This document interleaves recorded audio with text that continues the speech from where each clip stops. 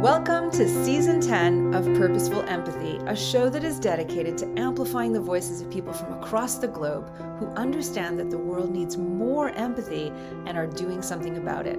I want to thank all of you for watching. Our first 100 episodes garnered over 20,000 organic views. I couldn't do it without you. Please share, please subscribe, and enjoy the show. Welcome to a new episode of Purposeful Empathy, and this is going to be a great one. I am joined by Dr. Alex Belser, who is a psychedelic researcher and a licensed psychologist. For the last 20 years, he's been a leader in the psychedelic clinical community, having researched psilocybin, MDMA, ketamine, and DMT. He serves as the chief clinical officer at O.C.E.A.N, where he leads their psychedelic clinical therapy programs. And at Yale, Dr. Belser is investigating psychedelic treatments for OCD. He's the founder and founding president of Nautilus Sanctuary, the first nonprofit center for psychedelic medicine on the East Coast. Dr. Belser's research has been featured on the front pages of the New York Times and the Atlantic, the New Yorker, the Guardian, Rolling Stone magazine, and in Michael Pollan's book, How to Change Your Mind. Welcome to the show, Alex. Oh, well, thank you for having me. It's a great opportunity to practice being both purposeful and empathic. Hopefully in the same breath. Yeah. Love it. Love it.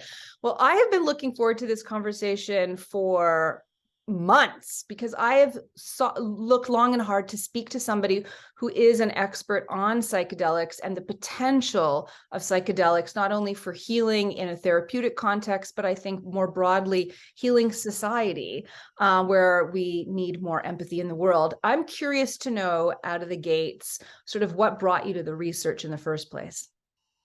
Yeah. So when I was in college in the 90s, talking about psychedelic drugs was like very verboten, very forbidden.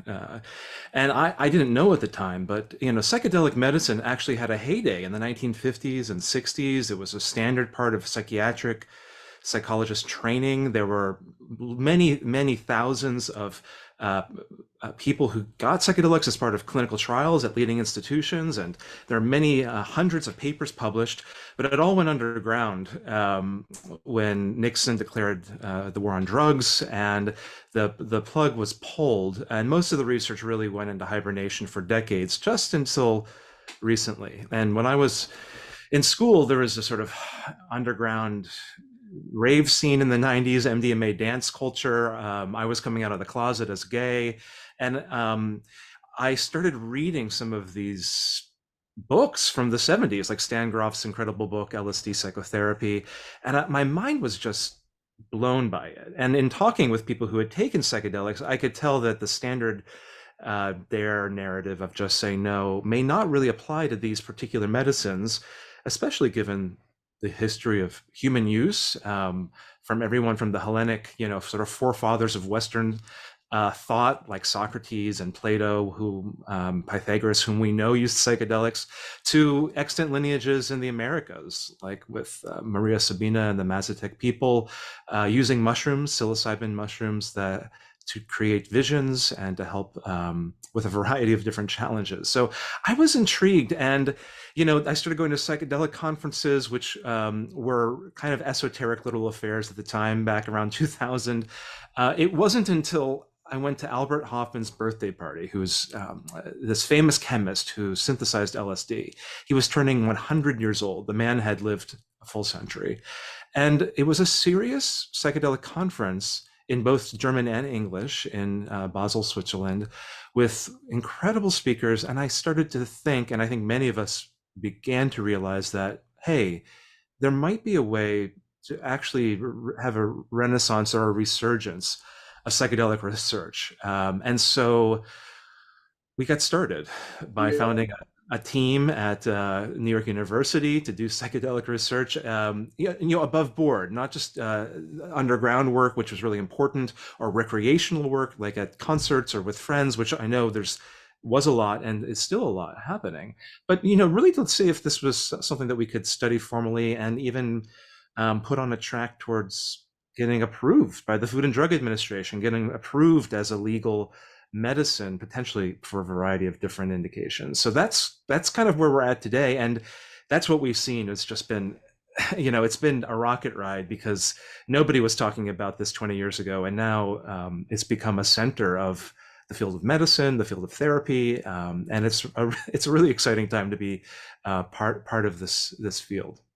Yeah, I mean, I think of that, what is it, the little cycle of innovation where you've got the early adopters and then, or maybe like the innovators, then the early adopters, and then the critical mass. I think we're really moving very quickly into the critical mass where you do feel confident that the FDA is going to approve these therapeutic uses, right? And investment dollars are following, right? As these research centers with great legitimacy and concern about the well-being of people are really burgeoning. You said something just before that in the early days, it was verboten. I just happened to catch yesterday on Stephen Colbert, Harry on his book tour, Prince Harry, talking about his experience with ayahuasca. I mean, so that's how mainstream it's become when, a prince is talking about it.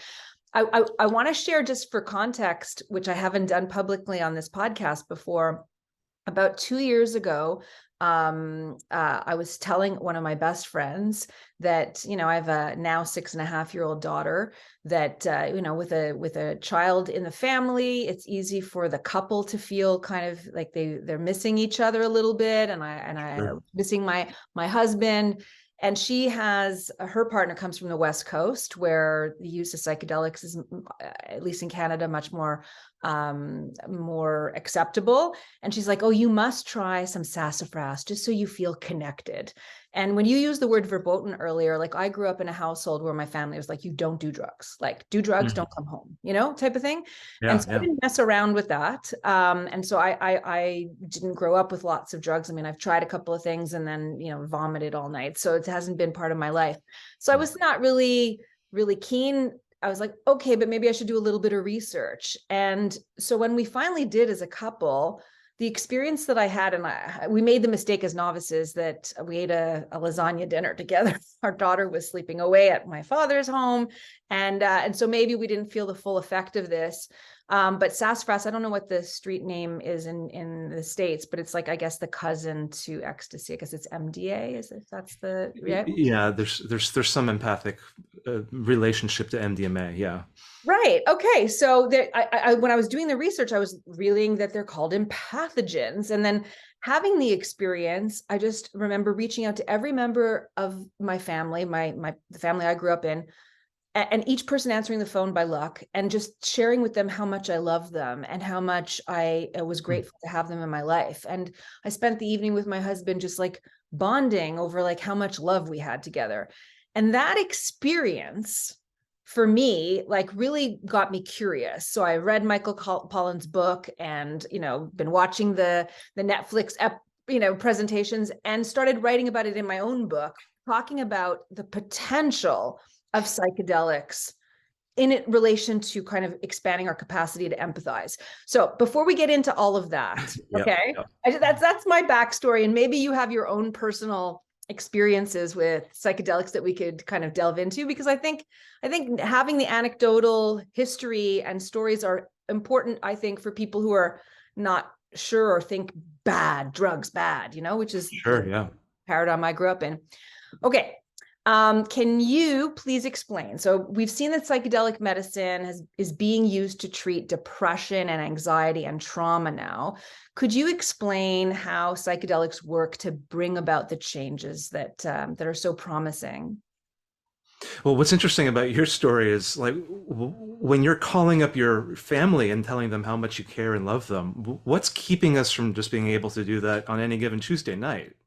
What is it that's blocking or preventing us? And it's obviously not an external block, like you can pick up the phone anytime or go and visit. There's something happening in our internal psychic architecture that is that's helping us, preventing us from being as deeply connected to ourselves, to our bodies, to one another, both the people near and far in our lives, our most trusted and deep human relationships. And I think that to some extent, there's been a movement in the mental health field towards seeing all these different indications: depression, anxiety, different types of obsessive compulsive behaviors, problematic substance use issues like people who can't quit smoking or people who want to reduce their drinking, post-traumatic stress as having common etiology, some sort of common underlying factors. And it seems like, and this is sort of a joke, that psychedelic medicine, which is the combination of a thoughtful psychotherapy with the medication, both before, during, and after,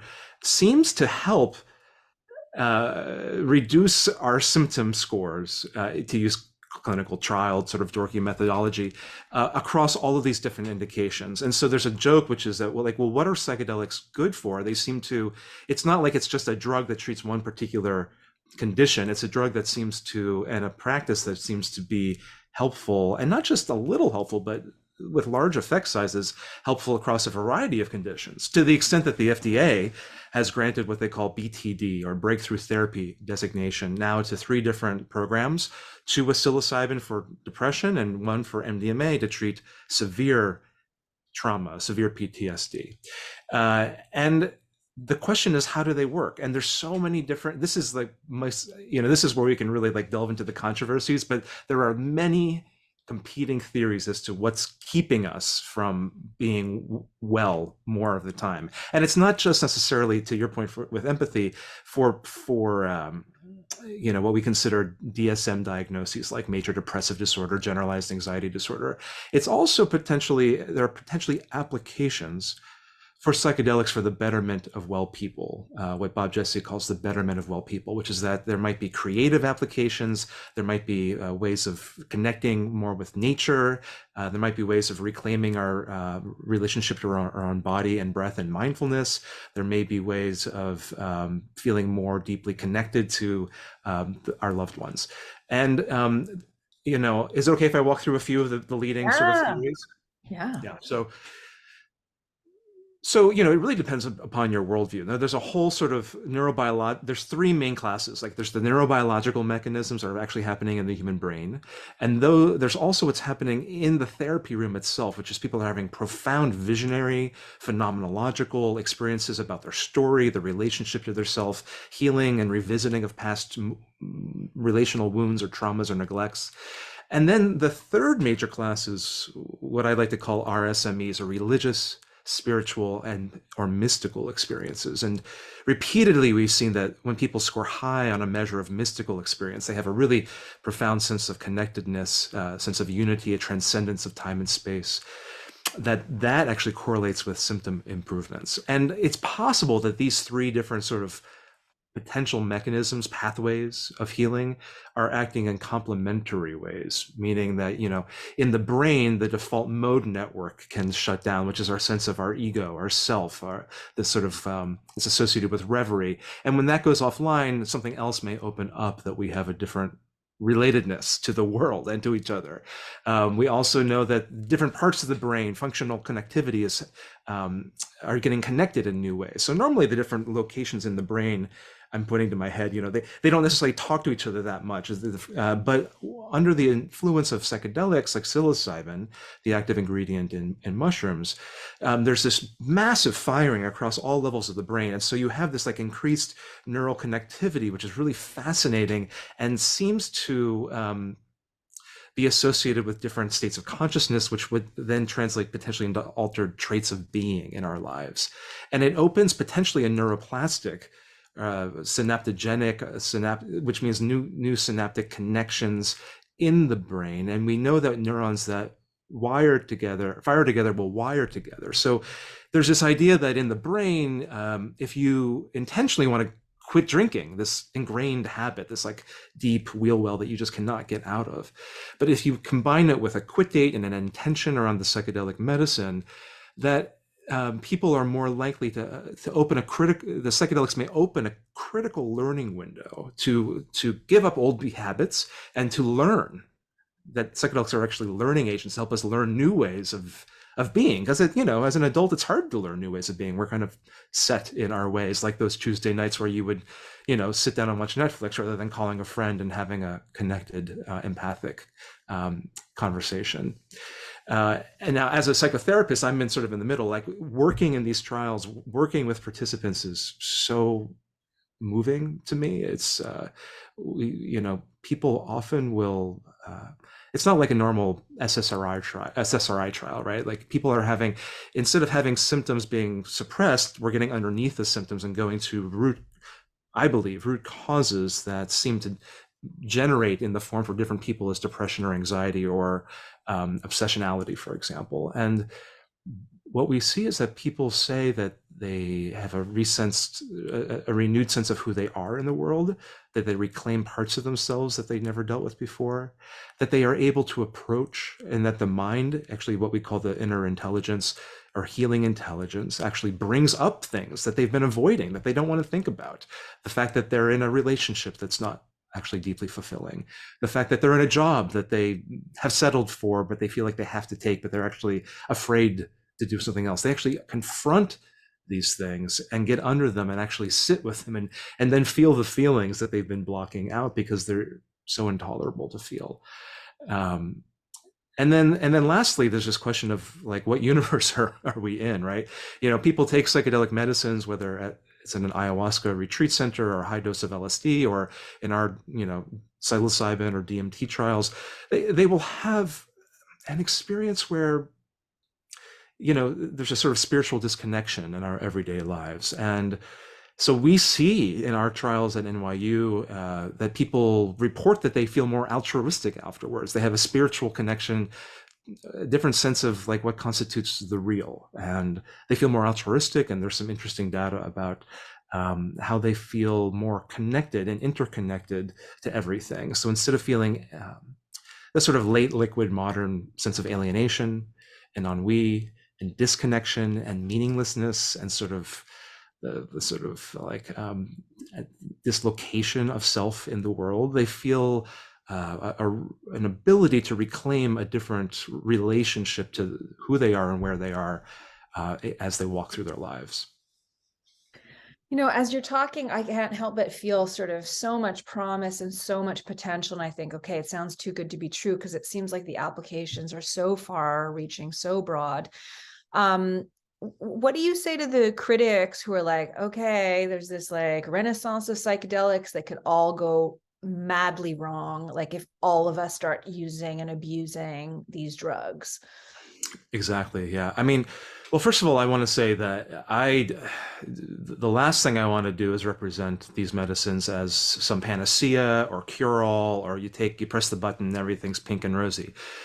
These experiences for most people, in fact, most of my research is focused on in-depth, long-term interviews, really trying to talk with all these different people in these psilocybin trials to understand what was it like for you. And about half of them experience not just, you know, wonderful experiences, but actually about half of them or more experience transient periods of anxiety, of fear.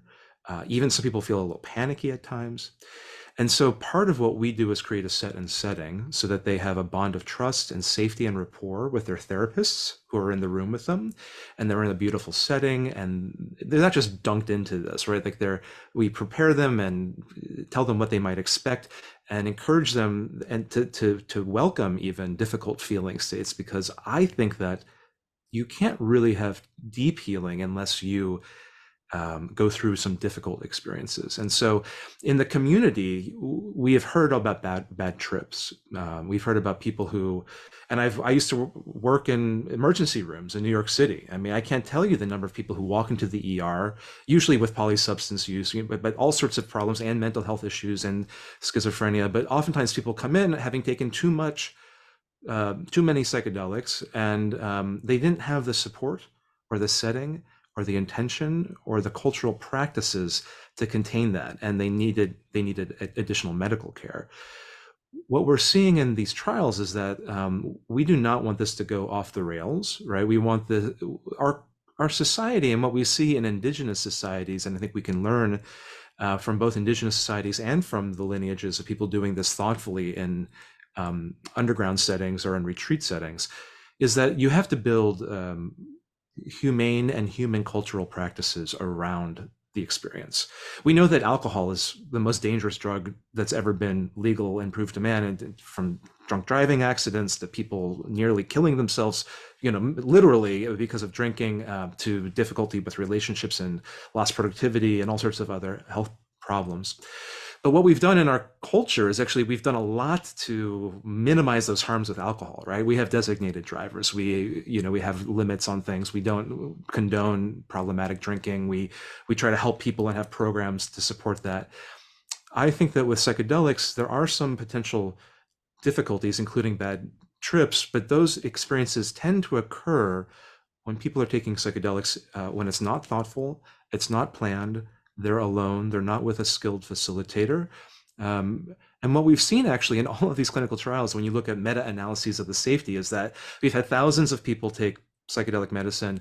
And yes, people do have some adverse events, but those tend to be well resolved within the experience. They don't have to be given drugs to stop the experience, and on the whole people tend to be doing better afterward, and it's safe and non-habit forming. Most of these drugs, classical drugs like psilocybin, the more you take it actually over time, the less the effects are. So there's and even in preclinical models, like animal models, like a rat in a cage will not self-administer classical psychedelics. It's not habit, unlike cocaine, for example. And so that's helpful. But I think that we as clinicians, as researchers, as a society, need to be thoughtful about, what are the cultural practices that we can build, including group work or practicing with integrity, having really high quality trainings, and thoughtful ways of administering these medicines, both with preparation before and integration afterwards. So it's not just something that we're doing on a lark, which, not that there's anything necessarily wrong with that, but it does have a higher risk profile. So we need to be really careful and thoughtful. Right. And your research looks at the intersection of psychedelics and OCD in particular. I wonder, there might be some people watching or listening that suffer with OCD and looking for a ray of light. So maybe you could share from your practice and your experience some success story that as an anecdotal story. Yeah, I want to really recognize Dr. Ben Kelmendi and the team at Yale, our team there. Ben, it's the first time in I think almost over 40 years that the National Institutes of Health have funded a psychedelic trial because it's so potentially promising as a treatment for obsessive compulsive disorder. And OCD, as a psychologist, it's notoriously difficult to treat. I mean, people oftentimes live very functional lives, all their lives, with symptoms of having obsessions or problematic, for them, things that they want to stop, behaviors where they're just repeating or counting, for example.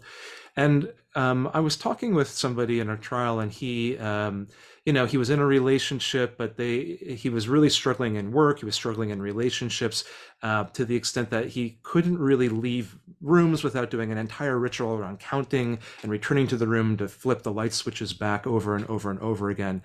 And what was worse actually were intrusive thoughts, because oftentimes OCD takes the form of intrusive thoughts things that you don't actually want to do, like intrusive thoughts that you want to hurt somebody, for example. You're not a violent person. You actually don't want to do this, but you spend all your time battling internally.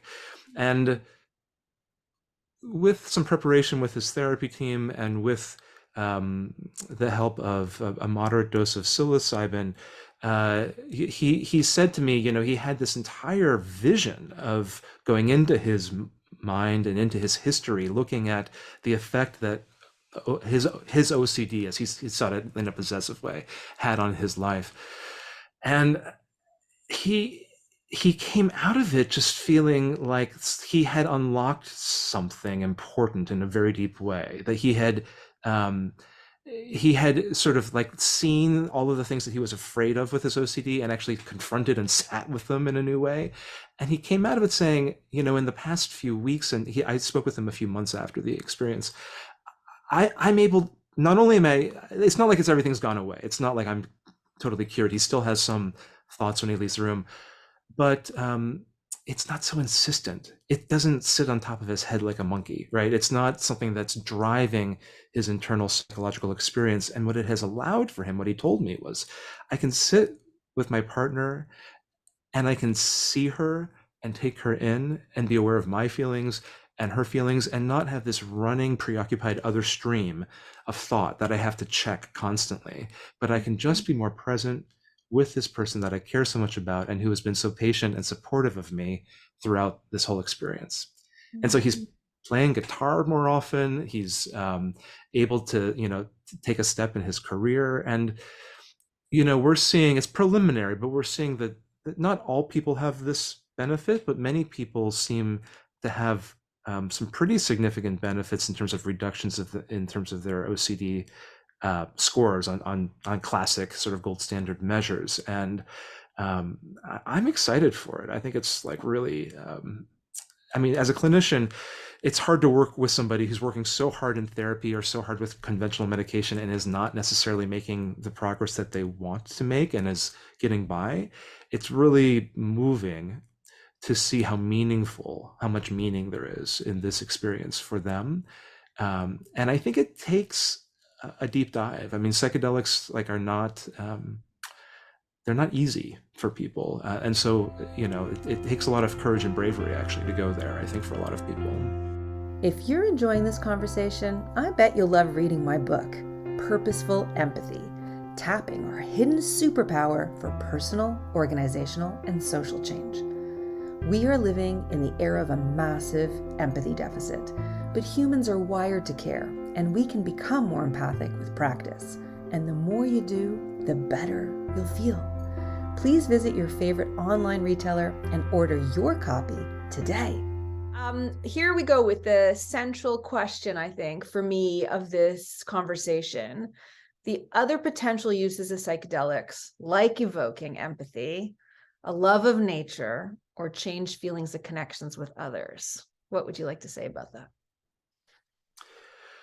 Well, my question for you and for anyone who's watching or listening is like what are psychedelics for?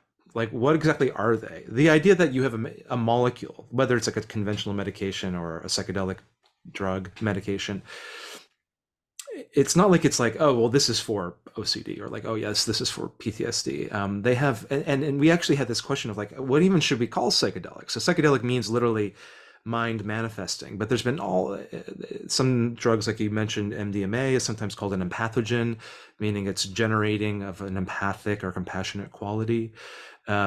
Sometimes people call them entheogens, which is generating the spirituality or divine within.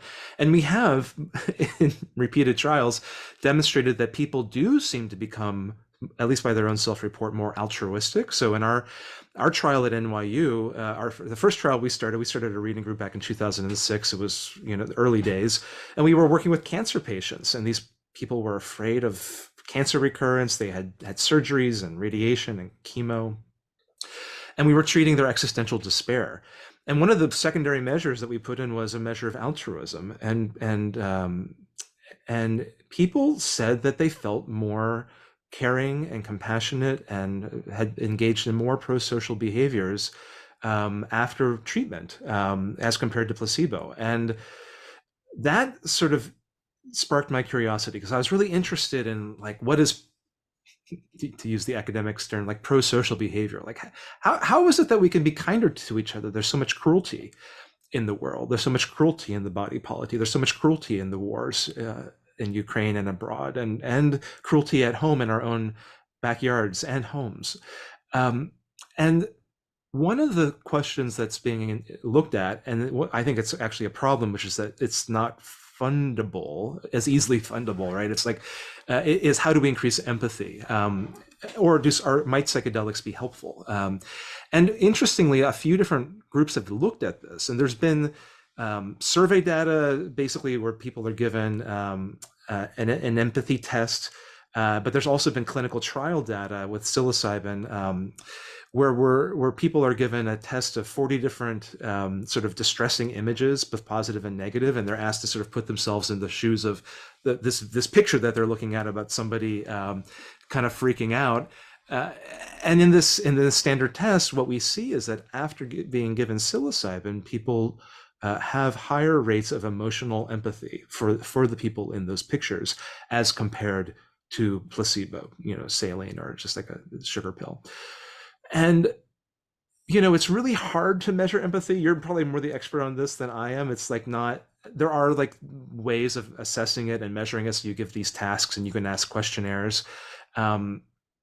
What I'm finding in qualitative interviews with people, just sitting down with them and talking with them, is that they feel less hardened to the world and more open to the world. And this is consistent with some of the clear data that we have about human personality.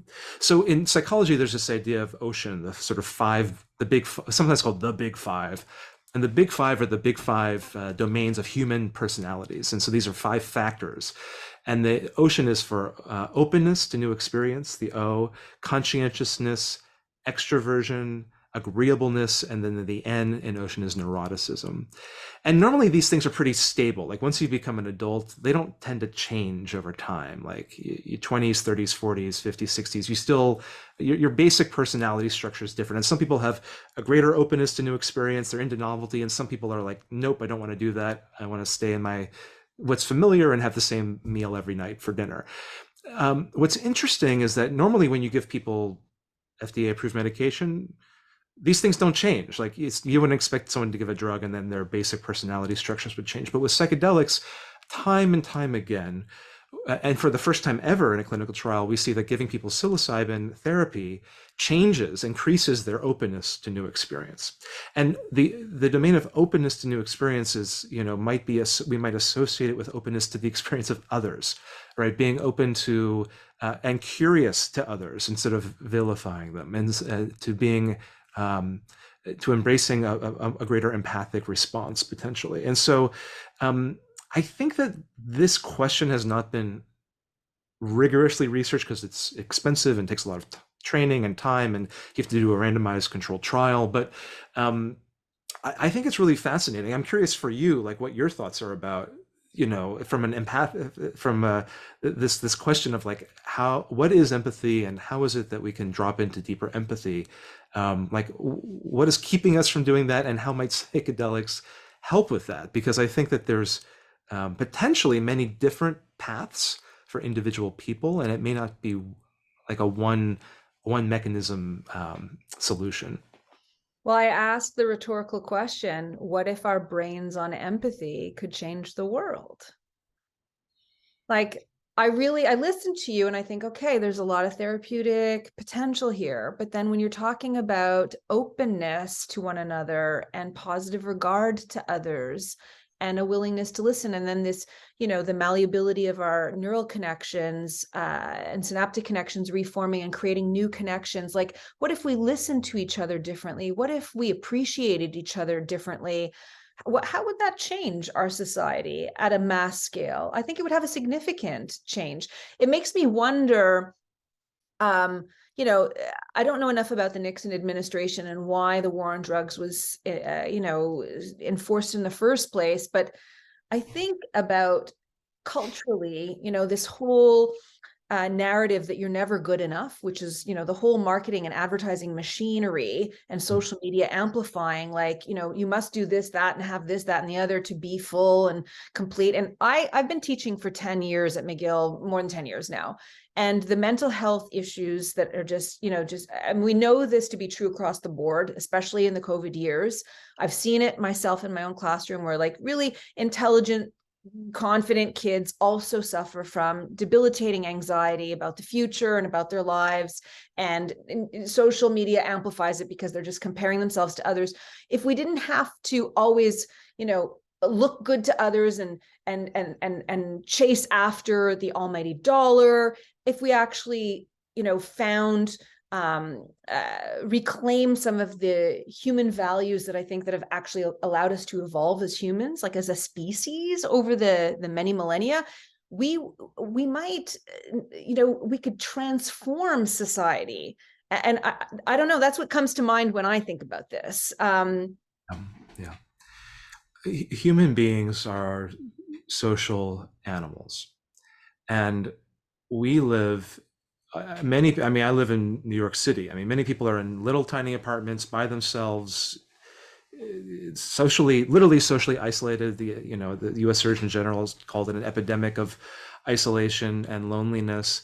And there were many ways to cope with that, including taking a lot of crystal methamphetamine, as I think a lot of, as a gay man, like we see in my community of gay men and men who have sex with men in New York City and other large and around the world, frankly. Um, but you can compensate that by seeking status and money and the next, as you put it, sort of like the sort of beauty economy, where it's shame-inducing messages that you're not enough and you can be better if you only purchase this solution, if you have this product, if you have these clothes and this makeup and this look and this surgery. And I think that because like what we are suffering from in part is an epidemic of disconnection. And so if we can connect to each other in ways that are thoughtful, not just connecting, we don't want to connect and reprise abusive or manipulative or undermining relationship. But I think that part of what psychedelics may offer, and I don't think that psychedelics are, they're sometimes called non-specific amplifiers, non-specific amplifiers of human consciousness and conscious experience. So if you put a lot of love and intention into the space and into the music that's playing and into your relationship as a facilitator with a person, and you really care and the person feels seen and cared for and has that congruence of empathic regard and mutual respect, if there's a lot of care put into your intentions as a participant for taking this psychedelic, and then there's a lot of care integrating that afterward, that these processes become non-specifically amplified, right? It's possible that the psychedelics are not, intrinsically benevolent helpers, right? They have been used in bad ways. So we know that the CIA used psychedelics in the MK Ultra programs as mind control, trying to both on our own agents and others. We know that psychedelics have been used for the now, in many ways, outlawed or banned practice of conversion therapy, of converting sexual and gender minority people into being straight people, including, this is like a common practice that's been outlawed.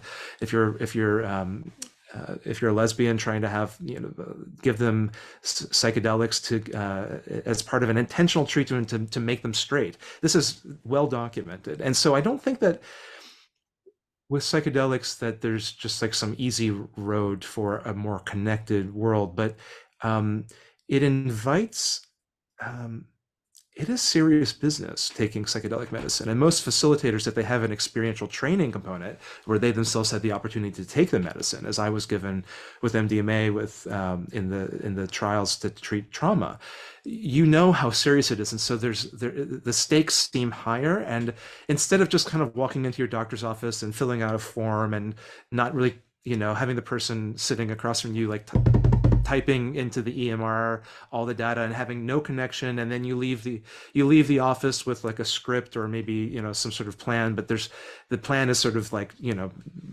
totally stereotyped in the sense that it's like not thoughtful or really about you at all. Everything is generic and nothing is connected. Like that experience is, I think, profoundly shaming. I think it reprises neglect. I think it reprises some of the, there might be some specific pragmatic efficiencies in it, but it's not humane. And so what if our practices as clinicians were more humane? I think that sometimes it means they're more expensive or they take longer. And in fact, we see that with psychedelic medicine, that these are intensive interventions. It's not like, oh, I'm just going to prescribe you something and then come back in 6 weeks.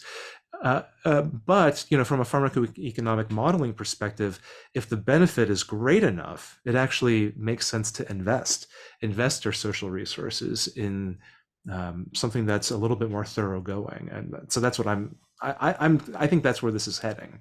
Mm-hmm. I'd love to know how you as a person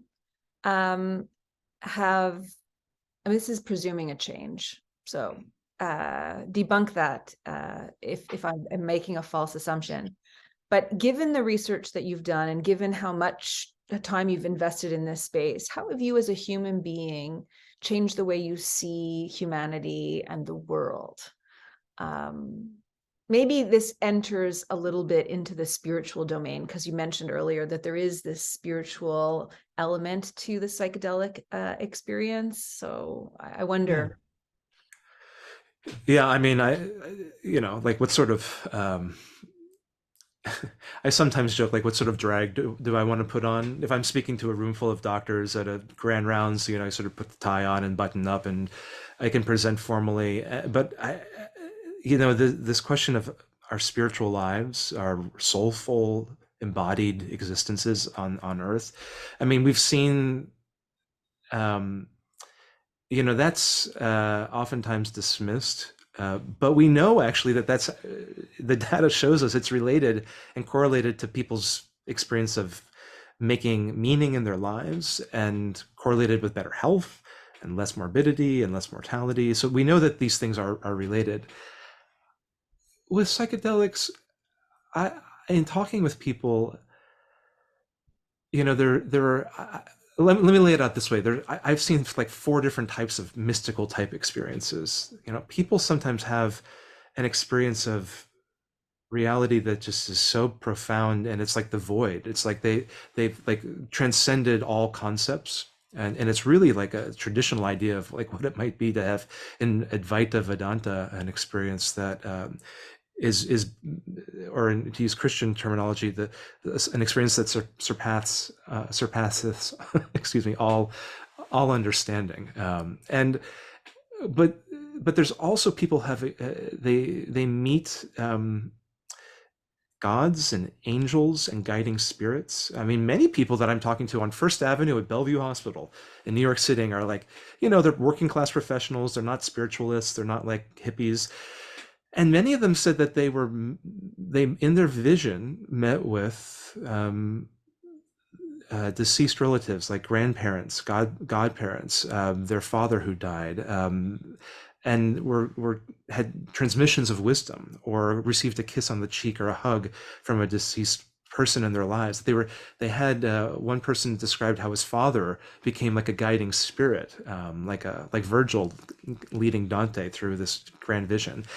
And when people take DMT, Johns Hopkins research suggests that what's interesting is, like, if you were to ask what does DMT do, for the only thing that we know, I mean, one of the things that we know for sure is that more people who are agnostic or self-identify as agnostic or atheist going in, less of them identify as agnostic or atheist coming out, because they have experiences of entities or gods or encounters that don't add up in our everyday ruck-a-muck Monday through Friday kind of like Zoom box lives. And people also have mystical experiences of nature, and we see this in the paintings of Pablo Amaringo and ayahuasca shamanism from the Amazon basin. But we also see this in, US cities, where people who are in cities like have visions of cheetahs and snakes and two-headed cows, and sort of are in nature, have a sense that like nature is alive in a way that's not just like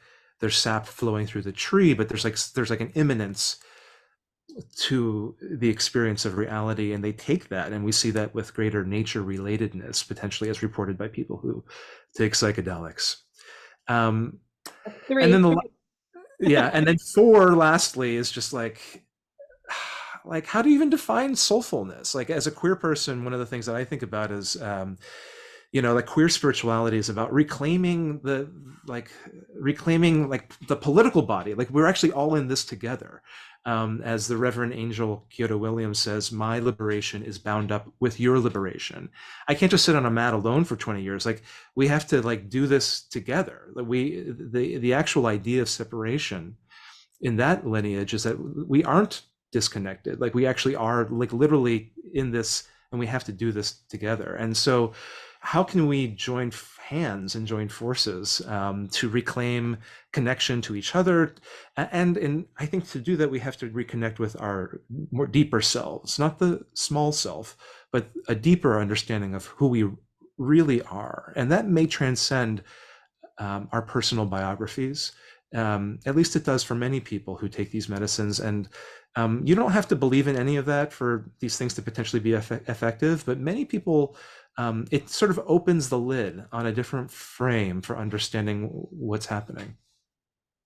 And I love the fact that you keep returning to the word these medicines, which I'm sure is intentional, and I think I'm going to start to adopt. That has been I could listen to you for hours. And I'm sure the people who are watching and listening are feeling the same way. And I should say to all those folks that I have,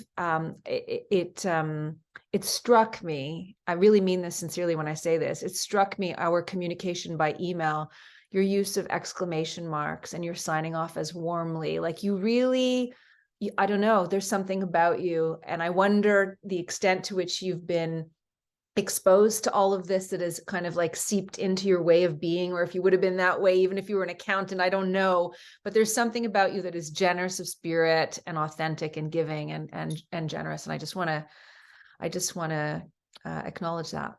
That's very kind of you to say that. And I'm having the experience in talking with you that you're asking questions from a place of real, sincere curiosity. And it's no wonder your guests can talk about empathy in a more empathic and connected way. So thanks for having me. Beautiful. All right, we're in a love fest here, guys. Last question. I know that we're running out of time, and I love asking this question of all my guests at the end, which is, can you think of a time in your life where someone extended empathy in a purposeful way and what that meant for you? Yeah, I can. When you're young, you just don't know what you don't know. I mean, it's true when you're older too, but I was a kid in college and I was going through the worst experience. I had felt a falling out with friends, getting in trouble with the school, feeling a sense of spiritual loss. And I found myself, I didn't have a place to live. And, I was going to be okay, but I felt cut off. And a friend of mine said, you can come and stay in my dorm room. He was an RA, and sleep on my floor for as long as you need.